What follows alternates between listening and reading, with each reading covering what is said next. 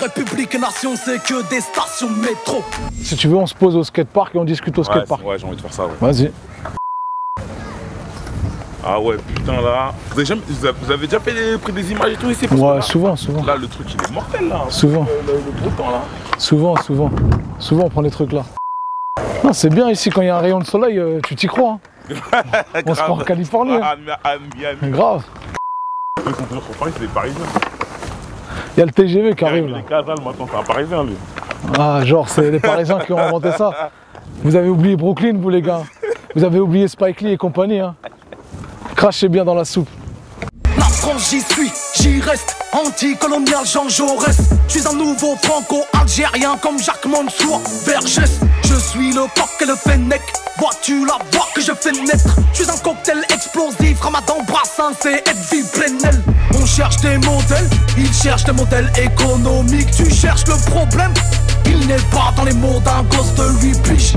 Bouge d'apologiste, si t'es en mode Reebok et Polo Jean, ce n'est pas de l'incitation, c'est de la franchise, parole d'Apollo Creed. Medine? Oui. Ouais.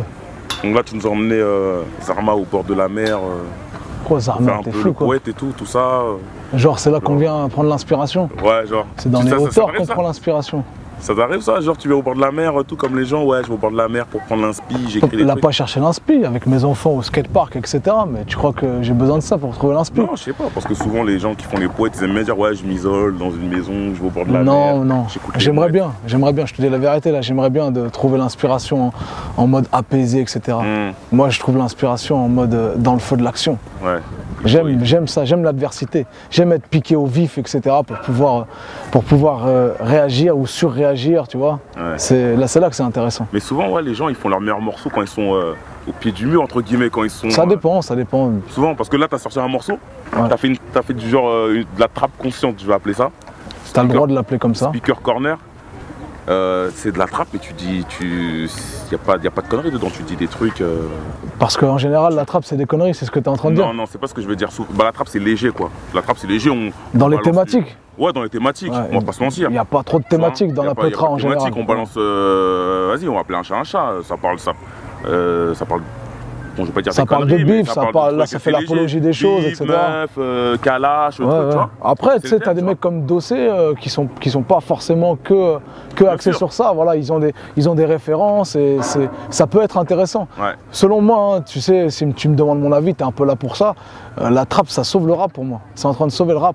Ça le sauve et ça le... Ça le sauve dans la forme. En fait, on va à l'essentiel avec la trappe. On va à l'essentiel musicalement. C'est des sonorités... très bresson en général, qui révèle une émotion, mais qui fait appel à une émotion là, directement. On va à l'essentiel. Et même textuellement, ça a beaucoup été critiqué parce que on a l'impression que les mecs ils font que les bacs des fois, où ils laissent trop le beat parler et puis ils font des espèces de trous avec des réponses derrière en écho. Ouais. En réalité, pour moi, ça permet de synthétiser les idées. Je crois que la trappe est en train de sauver le rap.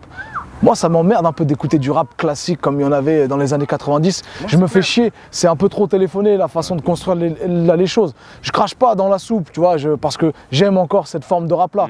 Mais qui vit dans son temps, qui est dans la modernité, qui n'est pas passéiste, doit forcément faire une mise à jour et ça passe aussi par utiliser la trappe. Et demain, ça sera peut-être autre chose.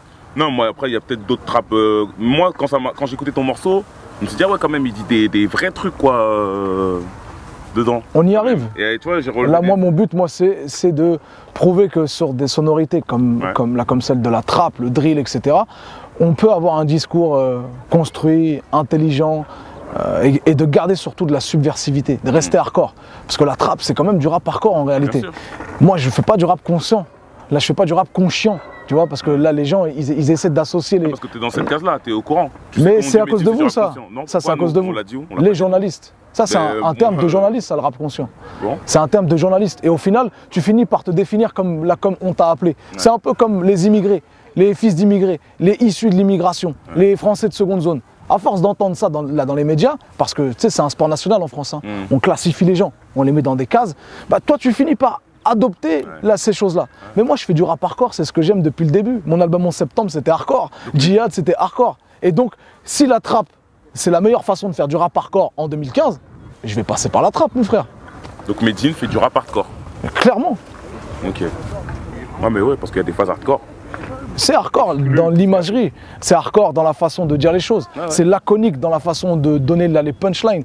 C'est pas, là je suis pas en train de te décrire une situation, tiens la mer c'est beau, etc. Hey, ici République et Nation c'est que des stations de métro. Voilà. Ouais. Chaque fois que je parle j'ai des articles à charge. La liberté ce n'est pas que pour Charles. Dans le morceau Speaker Corner justement tu dis ouais, à chaque fois que je parle j'ai des articles à charge. Toi justement, tu as toujours, entre guillemets, tu as construit ton truc sur dès que je parle, il faut que ça fasse polémique. Tu vois, tu disais à l'époque d'une record, nous, on cherche un peu... Par les voix de la provoque. C'était ma phrase il y a 10 ans. J'amène les gens à mon message par les voix de la provoque. Voilà, c'est ça. Mais c'est pas, là, c'est pas une volonté hein, quand je dis chaque fois que je parle, là j'ai des articles à charge. C'est un constat. C'est aujourd'hui, quand je sors un morceau, il y a une répercussion la médiatique, mais pas que sur chez les spécialistes, pas que chez vous, etc. Ça peut avoir des répercussions, tu sais, dans la presse généraliste qui veulent nous essentialiser, nous les rappeurs ou nous les musulmans, etc. La preuve, il y a un torche-cul qui s'est fait un malin plaisir après les attentats de Charlie Hebdo, qui est le magazine Marianne, de rédiger toute une double page qui s'intitulait Les sales voix du djihad. Et il m'avait justement catalogué dedans comme étant un espèce de prédicateur, prêcheur des quartiers qui lancerait des thèses radicalistes en direction des jeunes de banlieue pour les extrémiser un peu plus. Sauf que ces cons-là, ils ont oublié qu'en 2005, j'ai sorti un album qui s'intitulait justement Djihad, le plus grand combat est contre soi-même, et que j'ai peut-être empêché qu'il y a d'autres Kouachi qui aillent se faire exploser dans les bureaux de Marianne. Ils ont oublié un peu ça. Et ils ont oublié que quand je rappe un album qui s'intitule La Djihad, c'est à destination de ceux qui ne connaissent pas le mot, à savoir de revenir à sa sémantique qui veut dire l'effort, mais à destination de ceux qui consomment le rap quotidiennement et qui entendent que le djihad en réalité c'est parce que certains Gugus là, nous expliquent à l'autre bout de la planète et qui partagent la même foi en apparence que nous. Voilà, donc c'est ça le concept de démineur. T'es en train de me prendre pour un poseur de bombes. En réalité, j'étais en train de déminer pour toi le terrain, espèce d'imbécile. Ouais, et ça, comment tu le... Et ça, c'est compliqué à essayer de faire comprendre à ces gens-là. Ou c'est peine perdue, les Finkielkraut. C'est des rapports de force, les médias. On est dans une époque de rapports de force, aussi bien géostratégiquement parlant qu'à notre échelle d'artistes, de citoyens, de médias, etc. C'est des rapports de force aujourd'hui. Il y a des médias qui vont continuer à croire ce qu'ils pensent et ce qu'ils veulent sur la banlieue, qui vont continuer à aller interviewer et faire des articles à charge contre la banlieue, les musulmans, etc. Ils vont continuer à le faire. Seulement, nous, on n'est plus dans une époque coloniale, hein. C'est terminé. Hein. On est sorti de cette époque-là et il y a un cadre juridique, il y a un cadre républicain, il y a des valeurs qui nous permettent de s'exprimer. C'est tout le principe là, du morceau Speaker Corner. C'est, hey, tu m'essentialises, tu m'accuses de ceci. Moi, je dis que je travaille pour moi et je travaille pour toi en réalité. Tu ne le vois pas encore, mais je vais te montrer que là, je travaille aussi pour toi et en ta direction. Tu dis aussi dans ce morceau, la liberté d'expression, ce n'est pas que pour Charb. Bon, j'imagine que tu dis ça parce que toi quand t'exprimes, tu dis des trucs directs, on te tape dessus et que t'as pas le droit de faire des blagues ni être blasphématoire, ni être irrévérencieux. Voilà. J'ai perdu le mot ironique et tout sur des trucs et tout. Satire, voilà. Et parce que ça. Tu sais, nous quand on dit on est satire, là ça veut dire que ça tire. Là c'est le triste constat. C'est plus dans ce sens-là. Voilà. Et la liberté ce n'est pas que pour Charb. Ça fait écho, tu sais, au morceau Don't Like que j'ai sorti le 1er janvier. Et heureusement que tu l'as sorti ce jour-là. Bah je l'aurais pas sorti après. Est-ce que tu l'aurais sorti après? Non, je l'aurais pas sorti. Ouais, quand même, même dans ton truc de provoque, un peu de truc, en fait, quand même. La provoque ne sert que lorsque elle va déboucher sur un débat derrière, un débat intéressant. Si elle sert à faire les présentations entre différents débatteurs, entre différents modes de pensée, elle rend service. Quand elle arrive dans un contexte aussi explosif que l'après Charlie Hebdo, etc., je pense qu'elle aurait été perçue, le morceau aurait été perçu comme un appel à la radicalisation. D'ailleurs, même en l'ayant sorti avant ça, il a quand même été mal perçu par des gens mal intentionnés, hein, il faut bien le préciser. Par la mauvaise foi, il n'y a pas d'argument contre la mauvaise foi, malheureusement. Donc c'est bien sûr que je ne l'aurais pas sorti. Mais dans ce cadre-là, j'ai sorti ce morceau-là le 1er janvier, qui s'intitule la Don't Like. Il y a tout un tas de pseudo-philosophes, penseurs, etc., qui se sont permis de le commenter. De le commenter. Et donc, quelque part, ils étaient en train de faire ce que les frères Kouachi avaient fait à Charlie Hebdo. Ils étaient en train de monter ma liberté d'expression à moi, sous prétexte que je viens des milieux populaires, sous prétexte que je suis un musulman, je n'aurais pas le droit à cette liberté d'expression.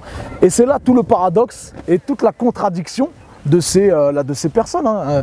Certains médias, certains faiseurs d'opinion, éditorialistes compris, hein. J'en passe des meilleurs, je ne les cite pas ici, tu vois, ils ne sont pas intéressants aujourd'hui. Mais pour en revenir à notre discussion de départ, c'est des rapports de force aujourd'hui. On est dans le rapport de force.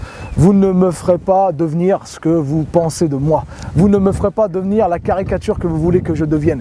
Je suis un musulman français avec toute sa complexité, issu de l'immigration. Je suis un rappeur, j'ai une liberté d'expression, j'ai des droits, j'ai un cadre qui me permet de m'exprimer aujourd'hui en France. Je paye mes impôts, je suis dans ce pays pour le construire, pas pour le détruire. Donc là, j'ai des droits dans ce pays-là. Ouais. Voilà. Mais est-ce que tu penses que, bon, même si ça sert toujours les débats, hein, mais est-ce que tu ne penses pas que chacun est dans son truc, eux ils pensent ça, toi tu penses ça, et toujours dire ouais mais pourquoi vous faites ça à nous et eux vous faites pas ça? Est-ce que déjà je veux dire...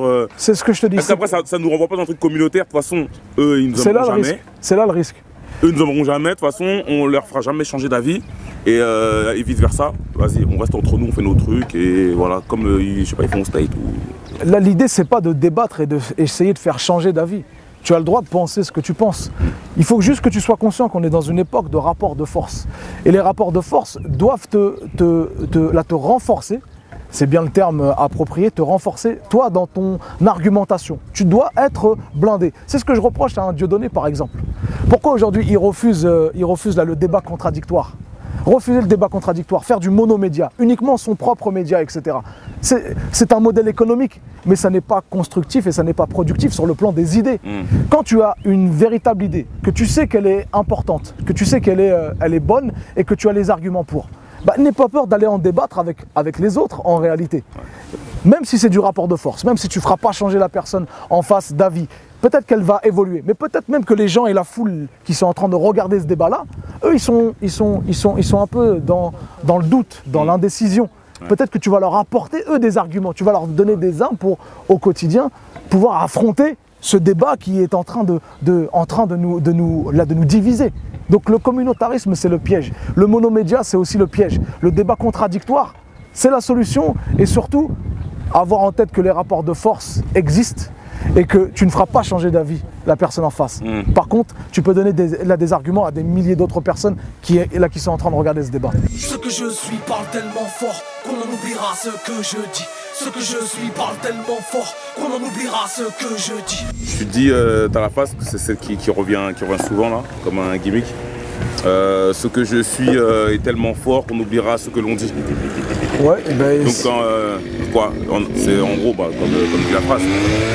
Ton apparence elle est tellement marquée, barbe, musulman, etc. Que même ce que tu dis, même des trucs que tu diras qui vont dans leur sens, ils ne comprendront même pas. C'est la polémique du morceau Don't Like, clairement. Où on a vu dans ce clip un appel à la guerre sainte, un appel à la révolte des banlieues, etc. Alors que c'était un morceau, dans le fond, je te parle, hein, un morceau qui rendait à la laïcité toute sa noblesse. C'était un morceau pro-laïque même.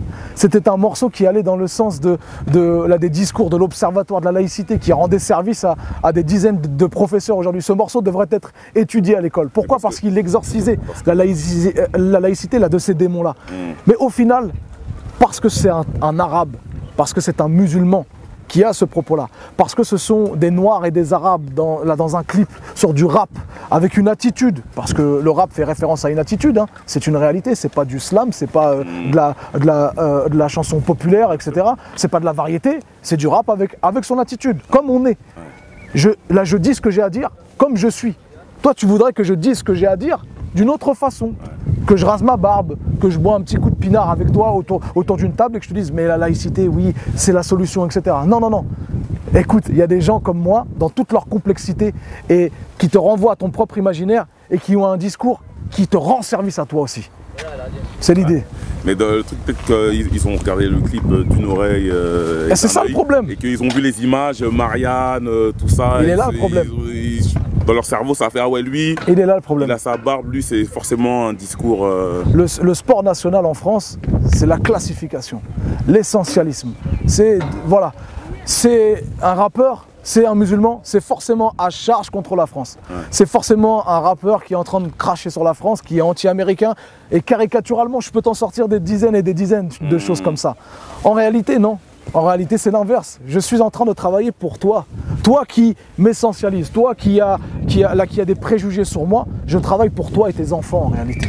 C'est ça le principe de démineur. Le démineur qu'on prend pour un poseur de bombes. Je suis un côté explosif. Ramadan, Brassens et Edoui Plenel. Ouais. Tu as bien choisi tes personnalités. T'aimes bien le travail qu'il fait, Edoui Plenel? Oui. Son truc. Mediapart. C'est un vrai journaliste pour toi, lui, au moins. Pas pour toi? Bah si, non, mais moi je te pose la question, moi je sais. Mais toi, pour toi. Bon, vu que tu le cites et que tu dis que tu as un mélange entre ces personnages-là, on me dit. En plus, avec ce que tu nous dis là, je pense que justement Edoui Plenel, il rentre vraiment dans le cadre, dans ce que tu viens de dire. Lui, c'est un vrai journaliste qui écoute et qui, en plus d'ailleurs, il a sorti un bouquin pour les musulmans. C'est ça. C'est ça. Tu l'as lu? Oui. Je l'ai acheté même. Ouais. Alors, qu'est-ce que tu en as pensé? J'en ai pensé beaucoup de bien. Et je vous le conseille. Edoui Plenel. Quand tu l'as vu, ça t'a choqué, ça t'a étonné de voir ça ou ça, tu t'es dit ça m'a fait du bien. Ça m'a fait beaucoup de bien. Ouais. Ça m'a rassuré sur justement. Qu'on a des causes communes, comme Edoui Plenel se plaît à dire souvent dans ses interventions télévisées, etc. On a des causes communes et il faut sortir de ce communautarisme aussi bien social, aussi bien religieux que ethnique, sortir de ça et de travailler, de faire cause commune avec des gens qui peut-être ne nous ressemblent pas en apparence ou ne viennent pas des milieux sociaux que nous, voilà. Et de sortir de ces logiques de paternalisme. Et Edoui Plenel est complètement à l'opposé de ça. Par contre, il y en a d'autres qui arrivent et qui nous caressent comme des petits, singes qu'on rencontre aux zoos, tu vois ce que je veux dire. Et moi, je suis hermétique à ce genre de choses-là. Le paternalisme et toute cette vision un peu boboisée de la banlieue, ça ne m'intéresse pas et là, j'essaie de me séparer de ça. Pourquoi avoir cité Edoui Plenel, Ramadan et Brassens? L'idée, c'est de donner encore des références, même dans de la trappe consciente, même dans du rap hardcore, de continuer à donner des références à l'heure où justement les populistes sont en train de nous envahir. Les populistes, sans parler de la famille Le Pen, mais il y a aussi les Soral, la famille Soral, enfin là les Soraliens. J'ai envie qu'on en parle après dans le prochain épisode là, justement de ce genre. Pourquoi tu veux pas en parler tout de suite? Non, parce que là, l'épisode là, bref, je connais le timing. Tous les populistes actuellement dans nos quartiers, tous ceux qui surfent sur nos frustrations, eh bien l'idée c'était de donner d'autres références. Et parmi les références qui me sont chères, qui je pense sont les meilleures pour nos banlieues, eh bien il y a ces trois personnes, Brassens, Ramadan et Edoui Plenel. Et c'est vraiment là, c'est un panel large. Ouais, je trouve. Ouais. Ça représente bien. Exactement. Tu as un religieux, tu as un journaliste et tu as un artiste. Voilà, je trouve que c'est assez varié dans le cocktail que je t'offre pour te documenter et puis t'accrocher à des références concrètes aujourd'hui, actuelles, la contemporaine. Voilà, on a de quoi faire là-dedans. Après, bien sûr, là, il y en a d'autres, c'est une liste non exhaustive. Bien sûr, là, il y en a d'autres. D'accord. Il y a même des rappeurs, moi, dans ma liste. Ah ouais? Ouais. Comme? Il y en a beaucoup, il y a D6, il y a Youssoupha. La Ligue? La Ligue, ça existe, ça? La Ligue, la fameuse Ligue, on va en parler là, dans le prochain épisode. T'as parlé de cocktail là, j'ai soif et j'ai faim. Viens, on y va. On va les manger. On y va. T'es au régime ou c'est pour pas de gala aujourd'hui? Le boss du rap game. C'est quoi? Si je suis le boss du rap game, t'es quoi toi?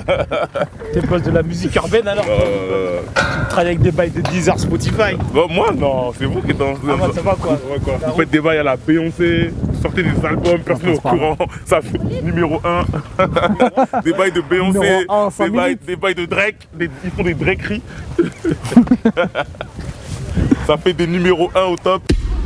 Salsa con arte, bulletproof, du rap vilipendé, rien à foutre, les trompes ligatures. J'ai envie de te parler d'une quenelle que t'as faite à Skyrock. Yes. Alors les gens ils ont pas cru. Moi j'ai vu ça, j'ai dit. Franchement, personnellement, je dis c'est n'importe quoi. Ouais.